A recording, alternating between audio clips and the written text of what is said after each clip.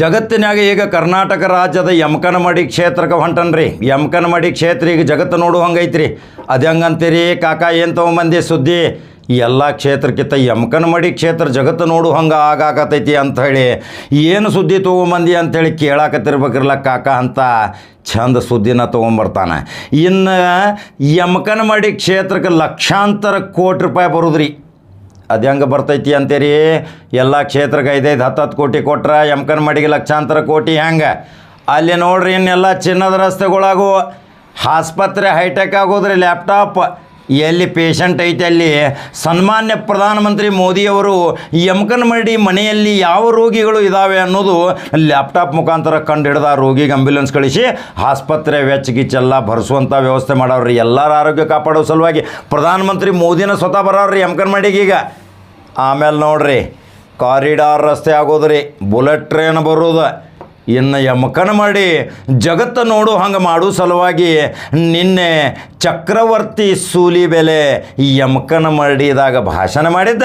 ಆ ಭಾಷಣಕ್ಕೆ ಅಂಗವಾಗಿ ಬರೋಕ್ಕಿಂತ ಮುಂಚಿತ 2 ದಿನ ಜನ ಏನೇನು ಟ್ರೋಲ್ ಮಾಡ್ಯಾರ ಅದನ್ನು ತೋರ್ಸಬೇಕಿರಲ್ಲ. ಭಾಳ ಚಂದ ಐತಿ, ನೋಡ್ಕೊತ ಹೋಗ್ರಿ.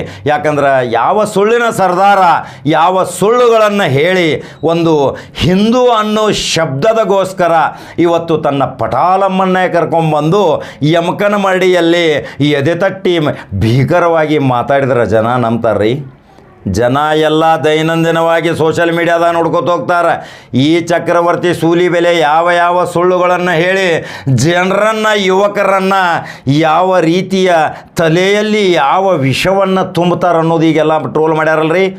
4 ದಿವಸ ಆತು ಬರೋಕ್ಕಿಂತ ಮುಂಚಿತ ಎಲ್ಲ ಟ್ರೋಲ್ ನೋಡ್ರಿ. ಮತ್ತು ನಾ ಎಲ್ಲೋ ಭಾಷಣ ಮಾಡೋಕೆ ಹೋದ್ರೆ ನನಗೆ ಪಗಾರ ಕೊಡ್ಬೇಕ್ರಿ, ನನ್ನ ಪಗಾರ ಫಿಕ್ಸ್ ಐತಿ. ನಾವು ಹೇಳಕತ್ತಿಲ್ರಿ, ಅವರೇ ಹೇಳ್ಯಾರ ನೋಡ್ರಿ, ಅದನ್ನು ತೋರ್ಸಾಕತ್ತೀನಿ. ಪ್ರತಿಯೊಂದು ವಿಷಯಗಳನ್ನು ಇವತ್ತು ಅವರು ತಮ್ಮ ಬಾಯಿಂದ ಏನೇನು ಹೇಳ್ಯಾರ ಅದನ್ನೆಲ್ಲ ತೋರ್ಸಬೇಕಲ್ರಿ. ಹೆಂಗೆ ಬುಲೆಟ್ ಟ್ರೈನ್ ಬರ್ತೈತಿ, ಬುಲೆಟ್ ಟ್ರೈನ್ ಹೆಂಗೆ ಹೋಗ್ತೈತಿ, ಚಿನ್ನದ ರಸ್ತೆಗಳು ಹೆಂಗೆ ಹಾಕಾವು, ಎಲ್ಲಿ ನೋಡಿದಲ್ಲಿ ಹೈಟೆಕ್ ಆಸ್ಪತ್ರೆಗಳು, ಲ್ಯಾಪ್ಟಾಪ್ ಮುಖಾಂತರ ಪ್ರಧಾನಮಂತ್ರಿ ಮೋದಿ ಅವರು ನೋಡಿ ಪೇಷಂಟ್ಗಳನ್ನ. ಇದನ್ನೆಲ್ಲ ಪ್ರಧಾನಮಂತ್ರಿ 3 ತಾಸು ನಿದ್ದೆ ಮಾಡ್ತಾರೆ, 10 ತಾಸು ಕೆಲಸ ಮಾಡ್ತಾರೆ ಅಂತ ಹೇಳ್ಯಾರ. ಇವೆಲ್ಲ ನೋಡ್ರಿ. ಈಗ ಯಮಕನಮಡಿ ಅಂತೂ ಸತೀಶ್ ಜಾರಕಿಹೊಳಿ ಕ್ಷೇತ್ರ ಇವತ್ತು ಜಗತ್ತು ನೋಡು ಹಂಗೆ ಮಾಡೋ ಸಲುವಾಗಿ ಇದೇ ಚಕ್ರವರ್ತಿ ಸೂಲಿಬೆಲೆ ತನ್ನ ಭಾಷಣದಿಂದ ಹೇಳ್ಯಾರ. ಅಲ್ಲಿ ಒಂದು ಭಾಷಣ ಮಾಡಬೇಕಾಗಿತ್ತು ರೀ ಅವರು. ಸಾವಿರಾರು ನೆರೆದಂಥ ಯುವಕರಿಗೆ ಕೇಕೆ ಹೊಡೆಯೋ ಸಲುವಾಗಿ, ಚಪ್ಪಾಳೆ ತಟ್ಟೋ ಸಲುವಾಗಿ ಭಾಷಣ ಮಾಡಿ ಅಲ್ಲಿ ಯಾವ ವಿಷಬೀಜವನ್ನು ಬಿತ್ತಿ ಹೋಗಬಾರ್ದಾಗಿತ್ತು. ಅಲ್ಲಿ ಸೇರಿದ್ದ ಯುವಕರಿಗೆ ಹೇಳಬೇಕಾಗಿತ್ತು, ನನ್ನದೇ ಸರ್ಕಾರ ಇದೆ ಇಲ್ಲಿ, ನಾನು ಅದರ ಪರವಾಗಿ ವಕಾಲತ ವಹಿಸುವಂಥ ವ್ಯಕ್ತಿ. ಆಮೇಲೆ ಕೇಂದ್ರದಲ್ಲಿಯೂ ನನ್ನ ಸರ್ಕಾರವಿದೆ, ಇದು ಗುಡ್ಡಗಾಡು ಜನರು ಇರುವಂಥ ಈ ಪ್ರದೇಶ, ಇಲ್ಲಿ ಯಾವುದೇ ಅಭಿವೃದ್ಧಿ ಆಗಲಿಕ್ಕೆ ಬಹಳಷ್ಟು ಇನ್ನೂ ಶ್ರಮ ಪಡಬೇಕಾಕೈತಿ. ನನ್ನದೇ ಸರ್ಕಾರ ಆದಂಥ ಕರ್ನಾಟಕ ಮತ್ತು ದೆಹಲಿ ಸರ್ಕಾರ ಇಲ್ಲಿ ಅನೇಕ ಅಭಿವೃದ್ಧಿಗಳನ್ನ ಮಾಡ್ತೀನಿ, ಯುವಕರಿಗೆ ಉದ್ಯೋಗ ಕೊಡ್ತೀನಿ. ಯುವಕರು ನೀವು ಯಾವುದೂ ಧೃತಿಗೆಡಬೇಡ್ರಿ, ಧೈರ್ಯದಿಂದ ಇರ್ರಿ ಅಂಥೇಳಿ ಹೇಳೋದು ಬಿಟ್ಟ ಇಲ್ಲಿ ಹಿಂದುತ್ವ, ಹಿಂದೂ ಇದನ್ನು ಬಿಟ್ಟು, ಮುಸಲ್ಮಾನರನ್ನು ಬಿಟ್ಟು ಯಾವುದೇ ಅಲ್ಲಿ ಸಬ್ಜೆಕ್ಟ್ಗಳನ್ನ ಮಾತಾಡಿಲ್ಲ. ಇವತ್ತು ಹುಡುಗರಲ್ಲಿ ಹೋದವರೆಲ್ಲರೂ ಏನು ಅನ್ನಕತ್ತಾರ ಗೊತ್ತೈತಿಲ್ರಿ, ಟ್ರೋಲ್ ಮುಖಾಂತರ ಎಲ್ಲ ಹೇಳ್ಯಾರ ನೋಡ್ರಿ 4 ದಿವಸ ಮುಂಚಿತಾನೆ. ಈಗ ಅದಕ್ಕೆ ಬರ್ತಾನೆ ನೋಡ್ರಿ ಮುಂದೆ. ಅಯ್ಯೋ, ಸತೀಶ್ ಜಾರಕಿಹೊಳಿ ಅವರು ಹೇಳಿಕೆ ಕೊಟ್ಟ ಮಾರನೇ ದಿನವೇ ಬಹಿರಂಗ ಚರ್ಚೆಗೆ ಬನ್ನಿ ಅಂತ ಹೇಳಿದರು. ಸತೀಶ್ ಜಾರಕಿಹೊಳಿ ಅವರು ಆಹ್ವಾನ ಮಾಡಿದರು. ನಾನು ಈ ಶಬ್ದ ಅಂದ ತಕ್ಷಣ ಇದಕ್ಕೆ ಉತ್ತರ ಕೊಡೋಕೆ ತಯಾರದನ್ನು ಹೋಯ್ತು, ದಾಖಲೆ ಸಮೇತ ಯಾರು ಆಹ್ವಾನಕ್ಕೆ ಬರ್ತಾರೆ ಬರ್ರಿ ಅಂದರು. ಆದರೆ ಯಾರೂ ಇವರ ಚರ್ಚೆಗೆ ಬರಲಿಲ್ಲ. ಇದೇ ಚಕ್ರವರ್ತಿ ಸೂಲಿಬೆಲೆ ಯಮಕನಮಡಿಯಾಗ ಹೇಳ್ತಾರೆ, ಈ ಸವಾಲನ್ನು ಸ್ವೀಕರಿಸೋ ಸಾಹುಕಾರ ನಾನು ರೆಡಿ ಇದ್ದೀನಿ ಅಂಥೇಳಿ. ಎಷ್ಟು ದಿನ ಆಯ್ತು ರೀ ಮಾತಾಡಿ ಅವರು? 15-20 ದಿವಸ ಆತು. ಈಗ ಬರಾಕತ್ತೀರಿ ಚಾಲೆಂಜ್ ತೊಗೊಂಡ. ಹಂಗಾದ್ರೆ ದಾಖಲೆ ತೊಗೊಂಬರ್ಬೇಕು. ತೊಗೊಂಬಂದು ಇದೇ ಸತೀಶ್ ಜಾರಕಿಹೊಳಿ ಅವರ ಮುಂದೆ ಮುಖಾಮುಖಿ ಕೂತು ಚರ್ಚೆ ಮಾಡಬೇಕು. ಇದು ಹಿಂದೂ ಪದದ ಅರ್ಥ ಏನು, ಹಿಂದೂದು ಯಾಕೆ ಹಿಂಗೆ ಹೀಯಾಳಿಸಿ ಮಾತಾಡಿದರು, ಆ ಪುಸ್ತಕದಲ್ಲಿ ಏನಿದೆ, ಈ ಪುಸ್ತಕದಲ್ಲಿ ಏನಿದೆ. ದಯಾನಂದ ಮಹಾಸರಸ್ವತಿ ಸ್ವಾಮೀಜಿಯವರು ಬರೆದಿದ್ದು ಪುಸ್ತಕಗಳು ಸುಳ್ಳೆ, ಅದನ್ನು ಪರ್ಷಿಯನ್ ಭಾಷೆಯಲ್ಲಿ ಹೇಳಿದ್ದು ಸುಳ್ಳೆ. ಈಗ ಒಬ್ಬ ಶಿಕ್ಷಕ ಅದರ ಸಲುವಾಗಿ ಮಾತಾಡಿದ್ದ, ಸತೀಶ್ ಜಾರಕಿಹೊಳಿದ ಬಹಿರಂಗ ಕ್ಷಮೆ ಕರ್ನಾಟಕ ಜನತೆ ಮುಂದೆ ಕೇಳಿದ್ದ, ಅದನ್ನು ಸಹಿತ ವಿಡಿಯೋ ಅಂತೂನಕ್ಕೆ ಹಾಕ್ತಾನೆ, ಮತ್ತೊಮ್ಮೆ ನೋಡ್ರಿ. ಆವಾಗ ಏನಾಕೈತಿ, ಚಾಲೆಂಜ್ ಹಾಕಿದಾಗ ಸ್ವೀಕಾರ ಮಾಡಿ ಹೋಗದೇ ಇರುವವನು ಈಗ ಚರ್ಚೆಗೆ ಬಾ ಅಂತಿದೆಯಾ? ಉತ್ತರ ಕುಮಾರನ ಪೌರುಷ ಒಲೆ ಮುಂದೆ ಅನ್ನೋ ಹಾಗಾಯಿತು ನಿನ್ನ ಪರಿಸ್ಥಿತಿ. ನಮಸ್ಕಾರ ಸರ್, ನಾನೊಮ್ಮ ನಿಬ್ಬ ಕಟ್ಟ ಅಭಿಮಾನಿ. ನನಗೆ ಚಕ್ರವರ್ತಿ ಸೂಲಿಬೆಲೆ ಅವರಿಗೆ ಒಬ್ಬ ಫೋನ್ ಮಾಡ್ತಾನೆ. ನಮಸ್ಕಾರ ಸಾಹೇಬ್ರೆ, ನಾನು ನಿಮ್ಮ ಭಾಳ ಕಟ್ಟ ಅಭಿಮಾನಿ. ಭಾಳ ನಿಮ್ಮ ಅನೇಕ ವಿಡಿಯೋಗಳನ್ನ ನಾನು ನೋಡ್ತೀನಿ. ಅನೇಕ ನಿಮ್ಮ ವೈಚಾರಿಕ ಮಾತುಗಳನ್ನು ಕೇಳಿ ನಾನು ಬಹಳ ಒಂದು ಜ್ಞಾನೋದಯ ಆಗಂಗೆ ನಿಮ್ಮ ಅಭಿಮಾನಿಯಾಗಿ ಬಿಟ್ಟಿದ್ದೀನಿ. ಅದರ ಸಲುವಾಗಿ ನನಗೊಂದು ಗಂಡು ಮಗುನೂ ಹುಟ್ಟಿದೆ. ಆ ಗಂಡು ಮಗುವಿಗೆ ಹೆಸರು ಇಟ್ಟಿದ್ದೀನಿ. ಅವಾಗಂತಾರೆ, ಹಲೋ ಭಾಳ ತುಂಬ ಸಂತೋಷ, ಏನು ಹೆಸರು ಇಟ್ಟಿದ್ದೀರಾ ಅಂತೇಳಿ. ಅವನ ಹುಡುಗ ಹೇಳ್ತಾನೆ, ನನಗೆ ಗಂಡು ಮಗುವಿನ ಹೆಸರು ಹೆಂಗೆ ಪುಂಗ್ಲಿ ಇಟ್ಟನಂತ ಅಂದ್ಬಿಡ್ತಾನೆ ರೀ. ನೋಡ್ರಿ ಹೆಂಗೆ ನಗೆ ಪಾಠಲಿಕೆ ಆಗಾಕತ್ತಾವ.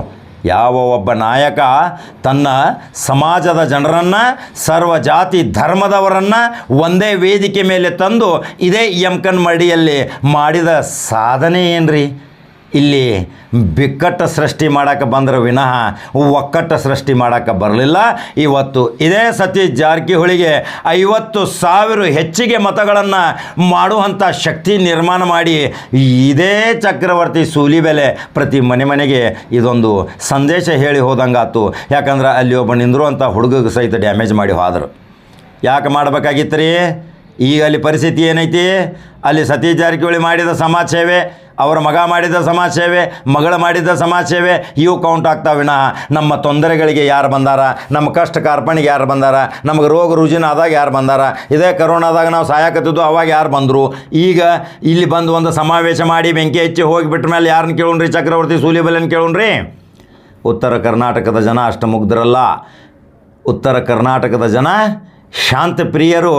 ಯಾವುದೇ ಹಿಂಗೆ ಉದ್ರೇಕ ಮತ್ತು ಪ್ರಚೋದನಾತ್ಮಕ ಭಾಷಣ ಮಾಡಿ ಯುವಕರ ತಲೆಯಲ್ಲಿ ಮತೀಯ ಭಾವನೆಗಳನ್ನು ಹಾಕಿ ಓಡಿ ಹೋಗೋದಲ್ಲ. ಪೇಮೆಂಟ್ ತೊಗೊಂಡು ನಾನು ಪೇಮೆಂಟ್ ಗಿರಾಕಿ, ನನಗೆ ಪೇಮೆಂಟ್ ಕೊಡಬೇಕು, ನನ್ನ ಪಗಾರಿಲ್ದ ನಾ ಭಾಷಣ ಮಾಡೋದಿಲ್ಲ ಅನ್ನೋ ಪೇಮೆಂಟ್ ವ್ಯಕ್ತಿಗಳನ್ನ ತಯಾರು ಮಾಡ್ಯಾರ್ರಿ.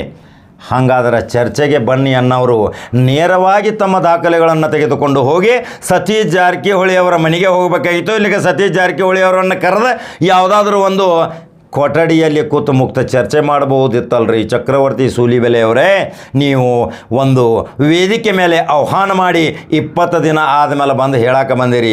ಈಗಾಗಲೇ ಎಷ್ಟೋ ಮಂದಿ ಅದನ್ನು ದಾಖಲೆ ನೋಡಿ ಸುಮ್ಮಾದರು. ಆ ಹುಡುಗ ಶಿಕ್ಷಕ ನೋಡ್ರಿ ಇದು ಪದದ ಅರ್ಥ ಏನಂತ ಹೇಳ್ಯಾರ. ಅದರ ಸಲುವಾಗಿ ಗದಗಿನ ತೋಂಟದಾರ್ಯ ಸಿದ್ದರಾಮ್ ಮಹಾಸ್ವಾಮೀಜಿಗಳು ಸಹಿತ ಹೇಳ್ತಾರ, ಲಿಂಗಾಯತರು ಹಿಂದೂಗಳಲ್ಲ. ಇದು ಎಲ್ಲ ಈಗ ಚಾಲು ಆಗೋದ್ರಿ. ಇನ್ನು ಮುಂದೆ ಇವ್ರು ಏನು ಮಾಡಾಕತ್ತಾರ ಅದೆಲ್ಲ ಚಲೋನ ಆಗಾಕತ್ತೈತಿ. ಅದರ ಸಲುವಾಗಿ ಈ ಜಾರಕಿಹೊಳಿ ಸಾಮ್ರಾಜ್ಯ, ಜಾರಕಿಹೊಳಿ ಗುಂಪು, ಜಾರಕಿಹೊಳಿ ಅಭಿಮಾನಿ ಬಳಗ, ಜಾರಕಿಹೊಳಿ ಸಹೋದರರು ಒಂದು ದೊಡ್ಡ ತೀರ್ಮಾನಕ್ಕೆ ಬಂದಾರ. ಆ ತೀರ್ಮಾನ ಯಾವ್ದು ಕಾಕಾಗ ಗೊತ್ತೈತಿ ವಿಷಯ, ನಿಮಗೂ ಹೇಳಾಕತ್ತಾನ. ಇದೇ ಕೆಲವೇ ದಿನಗಳಲ್ಲಿ ಚಿಕ್ಕೋಡಿ ಲೋಕಸಭಾ ವ್ಯಾಪ್ತಿಯಲ್ಲಿ ಲಕ್ಷಾಂತರ ಜನ ಸೇರಿಸುವಂಥ ಒಂದು ಅಹಿಂದ ಮಹಾಸಮಾವೇಶ ಆಗೋದು. ಅದೇ ರೀತಿ ಬೆಳಗಾವಿ ಲೋಕಸಭಾ ಕ್ಷೇತ್ರದಲ್ಲಿ ಅಹಿಂದ ಮಹಾಸಮಾವೇಶ ಆಗೋದು. ಅಲ್ಲಿ ಲಕ್ಷಾಂತರ ಜನ ಸೇರೋರು, 18 ಕ್ಷೇತ್ರದ ಜನ ಅಲ್ಲಿ ಇರೋರು, 50,000 ಒಂದೊಂದು ಕ್ಷೇತ್ರದಿಂದ ಜನ ಬಂದ್ರಂದ್ರೆ ಇನ್ನು ಇದೇ ಟ್ರೆಂಡ್ ಅಹಿಂದ ಇನ್ನು ಕರ್ನಾಟಕ ರಾಜ್ಯಾದ್ಯಂತ ಪ್ರತಿ ಜಿಲ್ಲೆಗೆ ಪಸರಿಸುವುದು. ಯಾಕಂದ್ರೆ ಇನ್ನು ಶಕ್ತಿ ಪ್ರದರ್ಶನ ಪ್ರಾರಂಭ ಆಗೋದು. ಇದು ಯಮಕನಮಡಿಯಲ್ಲಿ ಆದಂಥ 10%ಕ್ಕೆ 100% ಮಾಡಿ ತೋರಿಸುವಂಥ ಶಕ್ತಿ ಈ ಜಾರಕಿಹೊಳಿ ಅಭಿಮಾನಿಗಳ ಹಿಂದೈತಿ.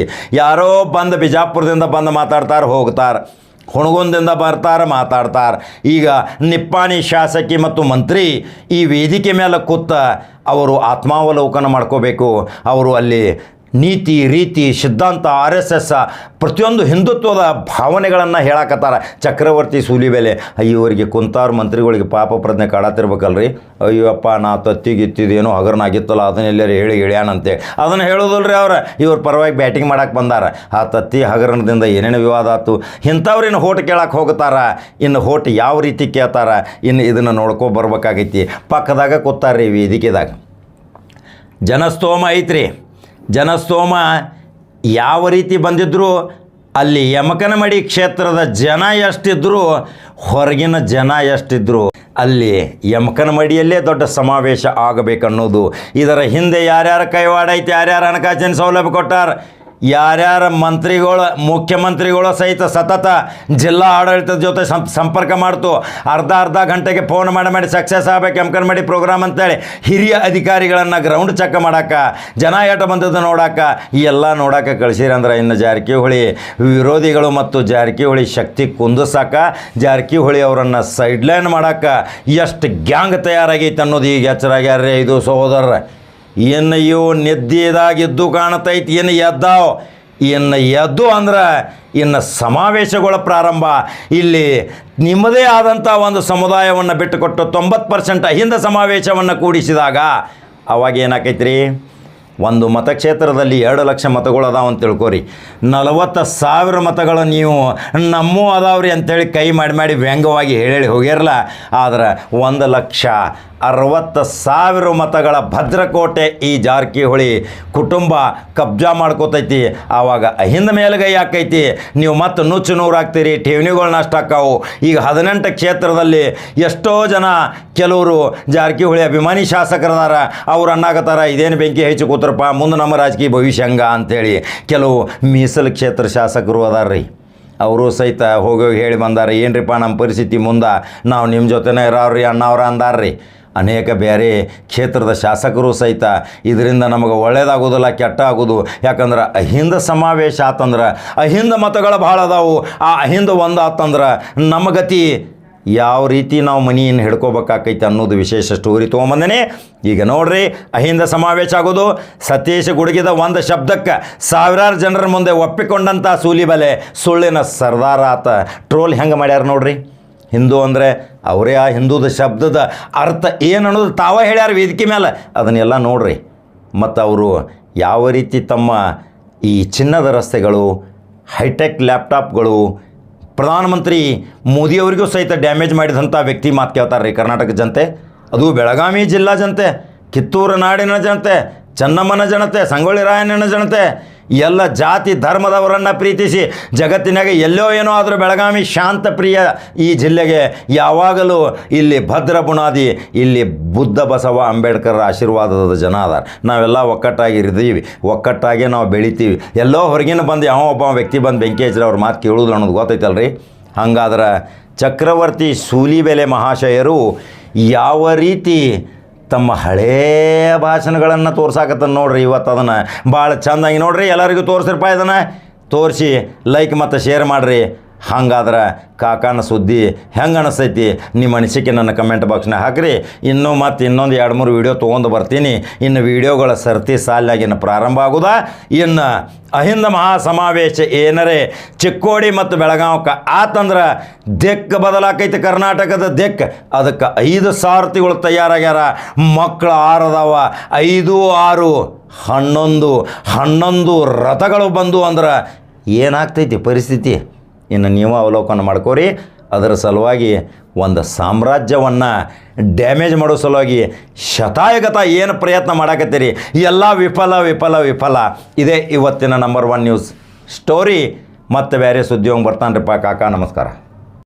ಸೊ ನಮೋ ಭಾರತ್ ಅನ್ನುವಂತ ಕಾರ್ಯಕ್ರಮಗಳಿಗೆ ಪೇಮೆಂಟ್ ಇಸ್ಕೊಂಡು ಕಾರ್ಯಕ್ರಮ ಮಾಡ್ತಾ ಇದ್ರಿ ನೀವು. ಅಫ್ಕೋರ್ಸ್ 30,000 25,000 ಪೇಮೆಂಟ್ ತಗೊಂಡು ಕಾರ್ಯಕ್ರಮವನ್ನು ಮಾಡ್ತಾ ಇದ್ರಿ. ದುಡ್ಡು ಮಾಡಿದ್ದು ನರೇಂದ್ರ ಮೋದಿ ಅವರ ಹೆಸರು ಹೇಳಿ.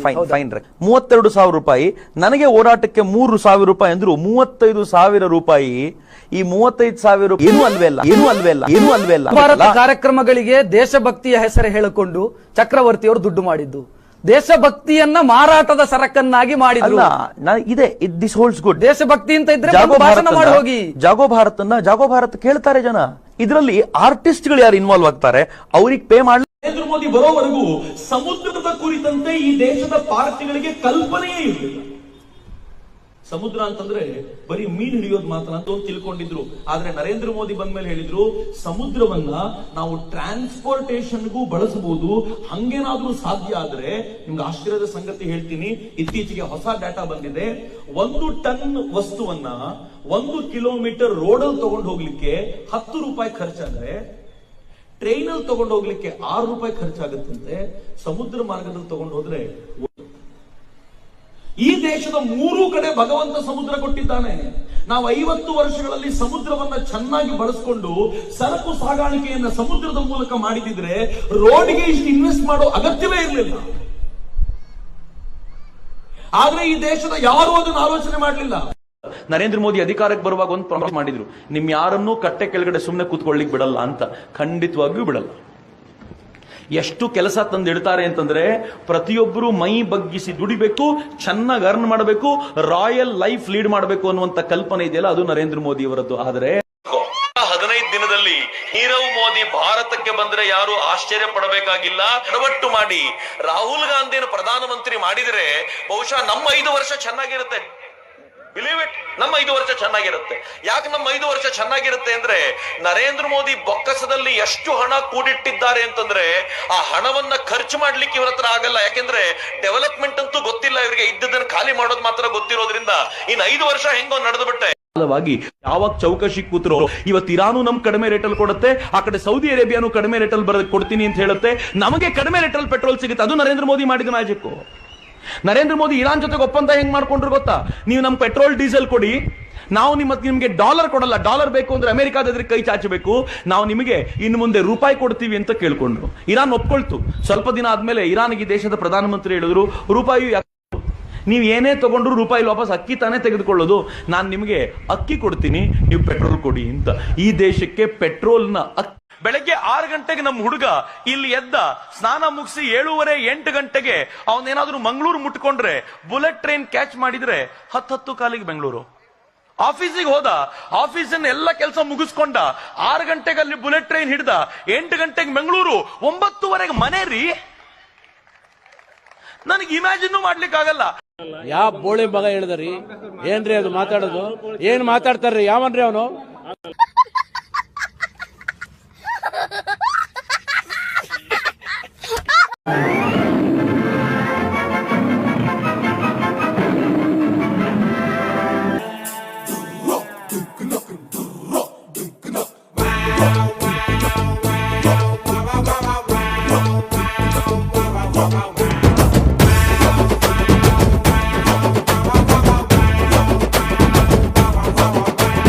ಕೈನಾಗೆ ಮೈಕಿಟ್ರೆ ನಾನ್ ಸ್ಟಾಪ್ ಭಾಷಣ. ಓಹ್, ಏನ್ ಸಾಹೇಬ್ರು ಏನೋ ಲೆಕ್ಚರ್ ಕೊಡ್ತಿರೋ ಹಾಗಿದೆ. ನಮಸ್ತೆ ಸರ್. ನಾನು ಯಾವುದನ್ನು ಉಚಿತವಾಗಿ ಕೊಡಲ್ಲಪ್ಪ, ಯಾವುದನ್ನು ಫ್ರೀ ಆಗಿ ಯಾರಿಗೂ ಕೊಡಲ್ಲ. No means no. ಆದ್ರೆ ಕೊಂಡುಕೊಳ್ಳುವ ತಾಕತ್ತನ್ನು ಈ ದೇಶದ ಜನರಲ್ಲಿ ತುಂಬುತ್ತೀನಿ ಅಂತ. ಬೇಕಾಗಿರೋದು ಅದು ರೀ. ಈ ದೇಶದ ಜನಕ್ಕೆ ಬೇಕಾಗಿರೋದು ಕೊಂಡುಕೊಳ್ಳುವ ತಾಕತ್ತೇ ಹೊರತು ಬೇಡುವ ಜನಾಂಗ ಈ ದೇಶ ಅಲ್ಲ ಅಂತ ತೋರಿಸಬೇಕು. ಒಂದೂರು ತಲೆ ಮ್ಯಾಗೆ ಒಂಚೂರು ಮಲ್ಗಾಗೆ ಬೂಮ್ದಾಯಿ ಮಂಚ ಕೈ ಹಿಡ್ದೊಳ್ ಕೊಟ್ ನಂಜಿ ನೆಗ್ ನೆಗ್ದಾವು ಗಂಜಿ ಕೊಟ್ರಾಯ್ತು ರತ್ನನ್ ಬರ್ಬಂಚ. ಸ್ವಿಟ್ಜರ್ಲ್ಯಾಂಡಿಗೆ ಹೋಗಿದ್ದಾಗ ಸ್ವಿಸ್ಸಿನ ಅಧಿಕಾರಿಗಳ ಜೊತೆ ಅಲ್ಲಿನ ಮುಖ್ಯಸ್ಥರ ಜೊತೆ ಮಾತನಾಡ್ತಾ ಕೇಳಿದ್ರು, ಒಂದ್ ಕೆಲ್ಸದ ಮೇಲೆ ಜರ್ಮನಿಗೆ ಹೋಗ್ತಾ ಇದೀನಿ. ಜರ್ಮನಿನ? ನಮ್ಮ ಅಕ್ಕನ ಮಗ ಅಲ್ಲೇ ಏರ್ಪೋರ್ಟ್ ಹತ್ರ ಬೋಂಡ್ ಆಗ್ತಾನೆ. ನಿಮ್ಮ ಅವ ಯಾರ ಮೇಲೆ ಕೈ ಮಾಡಬಾರ್ದು, ಯಾಕೆಂದ್ರೆ ಇವತ್ತು ನಿಮ್ ಲೌಡೆ. ನಿಮ್ ದೇಶದ ಬ್ಯಾಂಕ್ ಅಲ್ಲಿ ನಮ್ಮವ್ರು ಸಿಕ್ಕಾಪಟ್ಟೆ ದುಡ್ಡು ಇಟ್ಬಿಟ್ಟಿದಾರಪ್ಪ.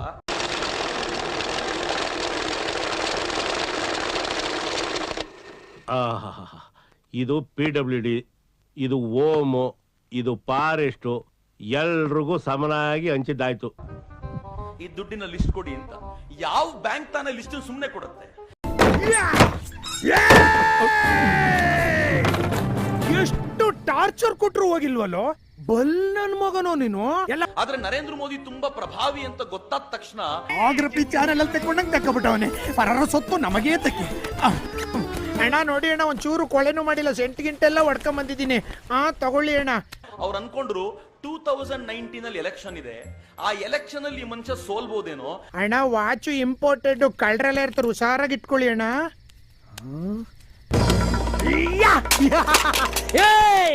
ನನ್ನೇನ್ ದಡ್ ನನ್ನ ಮಗ ಅನ್ಕೊಂಡ, ದಬಳ ಇದ್ದಂಗೆ ಮೂಟೆ ಹೊಲ್ದಂಗೆ ಹೊಲ್ದು ಬಿಡ್ತೀನಿ. ಅದು ಏನದು? ಸಿಡಿ ಅಣ್ಣಯ್ಯ, ನೀವ್ ಆಡಿದ ಅಷ್ಟು ಬೊಂಬ್ಯಾಟ ಅದ್ರಲ್ಲಿ ಇತ್ತಲ್ಲ, ಇದ್ರಲ್ಲೂ ಇದೆ. ಅಲ್ಲಿವರೆಗೂ ಟೈಮ್ ತಗೊಳ್ಳೋಣ ಅಂತ ಅವ್ರು ಹೇಳಿದ್ರು. 2019 ಜೂನಿನ ನಂತರ ಯಾರ್ಯಾರು ಇಟ್ಟಿದಾರೋ ಎಲ್ಲ ಕೊಡ್ತೀವಿ ಅಂತ. ಯಾಕೆಂದ್ರೆ ಜೂನಿಗೆ ನೀವು ವಾಪಸ್ ಬಂದ್ರೆ ನೀವು ಬಿಡಲ್ಲ ಅಂತ ಗೊತ್ತಿದೆ.